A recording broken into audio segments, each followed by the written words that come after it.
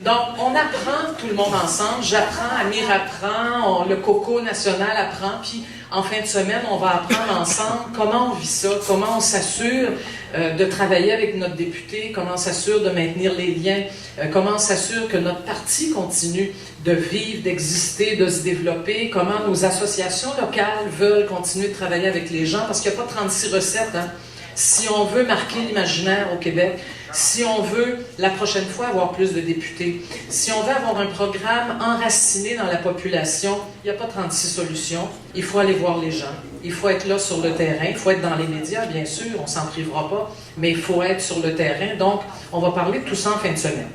Mais le discours le plus important ce soir, c'est pas moi qui dois le faire. Moi, je me reprendrai dimanche, là, parce que malheureusement, Amir ne pourra pas être présent à ce moment-là. Moi, en fait, tout ce que je devais faire, là, je me suis totalement égaré, c'est que je devais vous présenter notre député.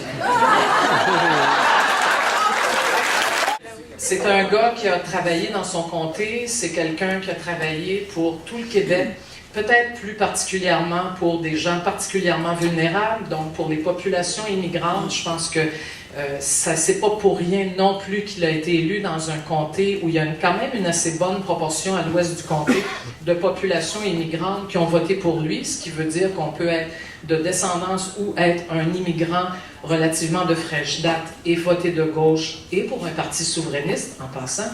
Donc c'est tout ça, Amir, c'est l'humour, c'est l'amour, c'est la danse, c'est la poésie, c'est Amir Kadir.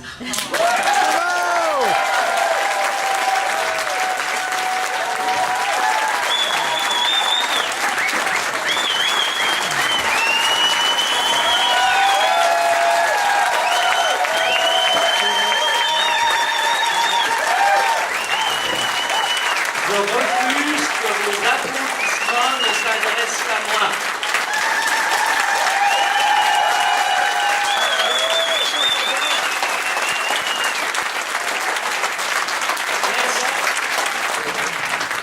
Pour parler de la conception qu'on est en train de développer là, du travail extra-parlementaire également dont vous allez débattre. Mais tu sais, la manière dont moi je le vois maintenant, parce que malheureusement je ne pourrais pas être là demain après-demain avec vous. Hey, notre aventure intéresse beaucoup de monde, même des parlementaires du Parlement d'Ontario, imaginez-vous donc. Wow. Oui, alors j'ai eu une invitation pour aller à Toronto avec un parlementaire, le premier parlementaire dans les juridictions canadiennes d'origine iranienne, qui a été élu confortablement avec un parti libéral, il faut dire. Alors, il veut me voir parce qu'il trouve ça quand même pas mal formidable, puis comme, tu sais, un parti anti-establishment, on n'est plus entré, puis on va rencontrer la communauté iranienne demain. Alors, c'est pour cette raison, je dois m'absenter, j'avais pris cet engagement depuis longtemps.